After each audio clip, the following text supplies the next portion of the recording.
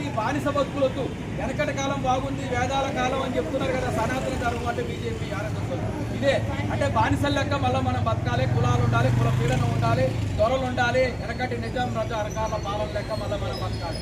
కాబట్టి ఇది 8 గంటల పని వచ్చినప్పుడు ఎవడు ఇవ్వలేదన్నది 140 ఏళ్ల కిందట మేడే వాళ్ళు వచ్చింది. ఆ రోజు అమెరికా నగరం చికాగోలో అమాలి మార్కెట్లలో కార్మికులు పోరాడి ప్రాణాలు ఇస్తే ఎర్రజెండా రక్తంలో ముంచితే తీస్తే ఆ రోజు ఎర్రజెండా పుట్టింది. కాబట్టి ఇది 1886లో వచ్చింది, 1986 కాదు, 140 ఏళ్ల కిందట. ఇది ఎవరి సొత్తు కాదు, ఎవరి శిక్ష కాదు, ఎవరి దయాదాక్షిణ్యాలు కాదు. ఇది మనం పోరాడి సాధించడం మన అమరవీరులు మేడేను వద్దంటున్నారు. ఎందుకంటే విదేశీ అంట సెంటిమెంట్ పోతా కూస్తున్నారు మనకి. విదేశీ అంటే మరి ఏది మన స్వదేశీ? గోలు విదేశాలు వదిలిపెడదామా?